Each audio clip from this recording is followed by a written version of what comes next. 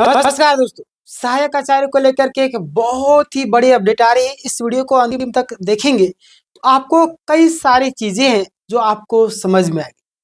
अभी तक आपने कई सारे वीडियो देखे होंगे, लेकिन आज के वीडियो काफी ज्यादा इंपॉर्टेंट होने वाला है और अंतिम तक देखिएगा।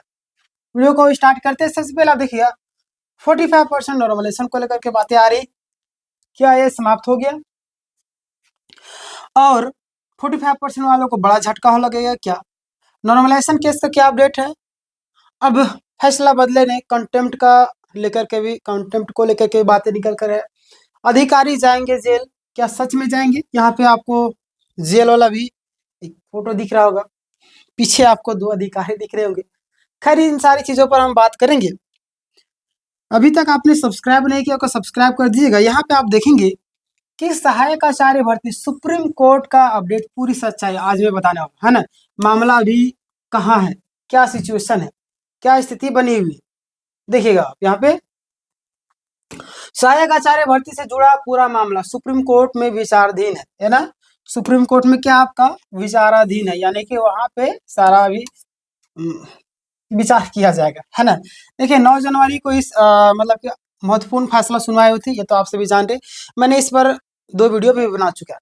कोर्ट ने सभी याचिकाओं को एक साथ, है ना, कोलैब करके सुना, है ना। आगे हम बात करते हैं किन किन मुद्दों पर सुनवाई हुई। सबसे पहले आप यहाँ पे बात करें 45% नॉर्मलाइजेशन का जो मामला था वो सुना गया। फिर आपका सब्जेक्ट कॉम्बिनेशन वाला, डॉक्यूमेंट्स वेरिफिकेशन रिव्यू वाला, बीएड या टेट 60% से जुड़ा हुआ जो मामला था वो, और कंटेम्प्ट यानी कि अवमानना केस को लेकर के, है ना।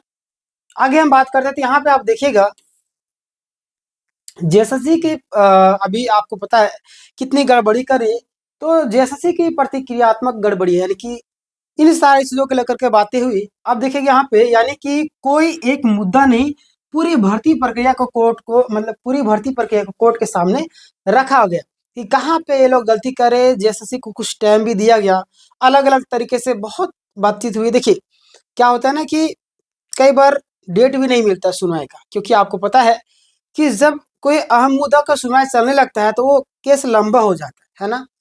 पक्ष के विपक्ष के दोनों वकील बहस करते हैं, तो जो पीछे जो लाइन में लगे रहते हैं ना केस, है ना, जो नंबर लगा था उनका टाइम भी नहीं आता। वो उस तरीके से कई बार हम लोग का भी आता है। बट अभी जो आपका सुनवाई हुआ था उसको लेकर के हम बात करेंगे। कोर्ट का जो रुख है वो कैसा रहा, है ना। देखिए यह बात तो आप सभी को पता होगा कि कोर्ट का रुख छात्रों के पक्ष में था, यानी कि बहुत ही मतलब कि पॉजिटिव रहे हो, और सारी चीजों को लेकर के जेएसएससी को थोड़ा डांट फटकार भी लगा। क्या बोले अब ध्यान दें, सुप्रीम कोर्ट का रुख बहुत ही सख्त और स्पष्ट रहा। जज साहब जेएसएससी को कार्यशैली और से नाराज दिखे, है ना। जाहिर सी बात है कि ऐसा काम ही कर रहे हैं लोग, तो नाराज तो कोई भी व्यक्ति दिखेगा ही दिखेगा, है ना। तो जज साहब भी जेएसएससी की जो कार्य प्रणाली है, किस तरीके से वो काम कर रही है ना, उनकी कार्य प्रणाली से नाराज दिखे। कोर्ट ने माना कि छात्रों का जो भविष्य है वो बर्बाद हो रहा है। कोर्ट क्या मान रही, कोर्ट को मानना ही पड़ेगा, है ना। ये तो 110%, 110% आपका सिक्योरिटी के साथ में छात्रों का भविष्य ये बर्बाद कर रही है जेएसएससी, है ना। आपके सामने लाइव एग्जांपल है सहायक आचार्य का, जेएसएससी सीजीएल का, झारखंड पुलिस का, कक्षपाल का, उत्पाद सिपाही का। आज देखिए उत्पाद सिपाही का 8 साल 9 साल हो चुका है, कुछ हुआ है क्या? टेट में देखिए वही हाल। टेट तो खैर वो करवाती है, छोड़िए। लेकिन झारखंड का ही तो है। झारखंड के एक आयोग गलत करेगा तो दूसरे आयोग को तो मनोबल बढ़ेगा ही बढ़ेगा। तो सारे मिली भगत, सरकार का प्रेशर नहीं रहता इसके ऊपर, हमें लग रहा है इसके लिए तो ये गलत काम करती है। तो उम्र निकलती जा रही, उम्र का छूट भी नहीं दी ये लोग कक्षपाल में। लोग जानते हैं छात्र जाएंगे कोर्ट कचहरी तो मामलों को लंबा खींचेंगे, अगर नहीं जाएंगे तो फिर तो गड़बड़ा जाएगा, है ना। ऐसा नियम नहीं बनाना कि छात्र कोर्ट कचहरी जाएगा जाएगा। इतने पढ़े लिखे लोग रहने के बावजूद भी इतनी गलतियां हो रही, इसका मतलब मैं सोची समझी गई रणनीति के तहत ये लोग काम कर रहे। समझ में रहा? चलिए आगे बात करते हैं। बार बार नियम बदलना एक गलत है। सबसे बड़ा और अंतिम निर्देश, है ना, इंपॉर्टेंट। कोर्ट ने साहब कहा कि अब जो है ना, ध्यान दीजिए, अब कोई भी मामला दोबारा नहीं खोला जाएगा। समझ रहे हैं? अब बोला कि केस को समाप्त करेंगे। अब जो है आपका कोई भी मामला दोबारा नहीं खोला जाएगा, नई दलीलें पर अलग से सुनवाई नहीं होगी। 30 जनवरी 2025 का पूर्व निर्णय अंतिम आधार रहेगा, है 30 जनवरी से आपका जो पहले का भी फैसला सारी चीजें होगी, उसके आधार पर सारी चीजें क्लियर होगी। आगे हम बात करते हैं यहाँ पे। इसका मतलब क्या हुआ? मतलब एक चीज हो गया कि 45% नॉर्मलाइजेशन को लेकर के अब एक नया, हाँ मतलब कि देखिए कुछ भी नया आपको देखने को नहीं मिलेंगे, है ना। भर्ती प्रक्रिया उसी पुराने आदेश के अनुसार ही चलेगी। चलिए आगे हम बात कर लेते हैं। जेएसएससी और सरकार को क्या आदेश, मतलब कि जेएसएससी और सरकार को कोर्ट के द्वारा, है ना, क्या आदेश दिया गया? तो आप यहाँ पे देखेंगे कि 2 सप्ताह के भीतर, है ना, 2 सप्ताह के समय की सीमा के अंदर ही आपको क्या करना है, जवाब देना है।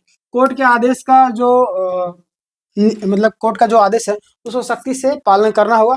यदि आदेश नहीं माने, है ना, यदि वो आदेश नहीं मानते हैं तो अधिकारियों को, है ना, कानूनी कार्रवाई संभव, यानी कि कंटेम्प्ट के तहत, है ना। तो यानी कि अधिकारियों के ऊपर कानूनी कार्रवाई किया जाएगा। ये सारी चीजें बातें निकल करके आई। आगे हम बात करते हैं। यह दिखाता है कि कोर्ट अब आर या पार की लड़ाई लड़ेगी, यानी कि साफ रूप से कोर्ट भी समझ चुकी कि छात्रों का भविष्य बर्बाद करने में इसका हाथ है। यानी कि अगर ये सही तरीके से जवाब नहीं सबमिट करते हैं तो छात्रों के पक्ष में फैसला 100% जाएगा। हालांकि जवाब सबमिट करे या ना करे, लेकिन इतना तो तय है कि छात्र पूरी तरीके से तैयार है, कमर कस लिए है। अब सिर्फ और सिर्फ एक लड़ाई और फैसला आना बाकी है। चलिए आगे बात। 45% नॉर्मलाइजेशन की स्थिति ध्यान देगा। कोर्ट ने इस मुद्दे को लेकर के अलग से मतलब कि नहीं सुना, और सरकार का जो पक्ष है और भर्ती विज्ञापन में आपको 45% नॉर्मलाइजेशन को स्पष्ट नहीं था, यानी कि इसीलिए आपको पूर्व का जो आपको आदेश है उसी के अनुसार प्रक्रिया अपनाई जाएगी, है ना।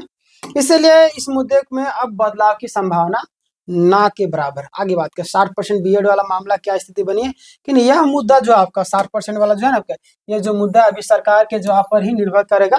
कोर्ट सरकार के जो आपका स्पष्टीकरण के बाद ही आपका अगला कदम रखेगी, है ना, करेगा। इस पर अभी थोड़ी सी आपका संभावना बची हुई, लेकिन आपको गारंटी नहीं देते हैं, ठीक है, गारंटी नहीं है। आगे हम बात करते हैं। आप यहाँ पे देखिएगा तो अगली सुनवाई कब है, इसको लेकर के बातें निकल करके सामने आ रही। संभावित जो आपका 10 फरवरी का डेट सामने आ रहा है, और कोर्ट में कम से कम मतलब कोर्ट जो है अब समय कम दी है। क्यों दी? आपको पता है कि कोर्ट भी चाहती है कि इस मामले को ज्यादा लंबा ना किया जाए, क्योंकि छात्रों का भविष्य इस पर निर्भर किया हुआ है। और अगर छात्रों के भविष्य को लेकर ही हम इतना लंबा लंबा डेट देंगे तो छात्र ऑलरेडी परेशान है। ऐसे जेएसएससी का जो हालात है, जेएसएससी हो जेपीएससी, जिस तरीके से इन्होंने हालात बना करके रखा है उनको कोर्ट को भी समझ में आता है। इसीलिए जल्द से जल्द सारी प्रक्रिया को कम करने मतलब खत्म करने की प्लानिंग कर रही है। 10 फरवरी को टाइम दिया गया। मामला जल्द निपटाना चाहते हैं कोर्ट भी यही मतलब कि मामला को निपटाना चाह रहा है जल्दी से, है ना। आगे क्या होगा ध्यान देखिए। सुप्रीम कोर्ट का जो आपका कॉमन ऑर्डर जारी होगा, सुप्रीम कोर्ट का आपको कॉमन ऑर्डर जारी होगा। आदेश अपलोड होने के बाद आपको उसके कानूनी विश्लेषण किया जाएगा, ठीक है। और अभ्यर्थियों को स्पष्ट जानकारी दी जाएगी। घबराने की जरूरत नहीं आपको। हमारे चैनल आप सब्सक्राइब करके रखिएगा, जैसे कुछ अपडेट आती है मैं आपको तुरंत करूंगा। अब सरल शब्दों में निष्कर्ष में आपको बताना चाहो तो आप यहाँ पे ध्यान दीजिएगा कि अब भर्ती नियमों में बदलाव की उम्मीद ना रखें, और 30 जनवरी 2025 का आदेश ही अंतिम रहेगा। और आगे बात करें, जेएसएससी अगर आदेश नहीं मानेगा तो कानूनी कार्रवाई तय है। प्रक्रिया अब आगे से मतलब कि प्रक्रिया क्या लिखा, प्रक्रिया अब, हाँ, प्रक्रिया अब जो है आगे से मतलब कि तेजी से आगे बढ़ेगी, ठीक है। तो ये था आज कंप्लीट निष्कर्ष। और आप सभी के लिए सलाह है कि आप वहाँ से दूर बना करके रखिए और ऑथेंटिक चैनल को फॉलो करके जैसे कुछ अपडेट आएगी मैं आपको अपडेट करूंगा। हजारों छात्रों की हेल्प की, आपकी भी हेल्प करेगी, इसलिए चैनल को सब्सक्राइब कर लिए, ठीक है। सिर्फ सोशल मीडिया में बहुत सारी चीज़ें जो अफवाह भी फैलती है, तो इसके लिए आपको घबराने की जरूरत नहीं। हमारे चैनल आप फॉलो करके रखिए, मैं आपको हर एक चीज़ का अपडेट पल पल देते रहूँगा, ठीक है। मिलते हैं नेक्स्ट वीडियो में, तब तक के लिए धन्यवाद।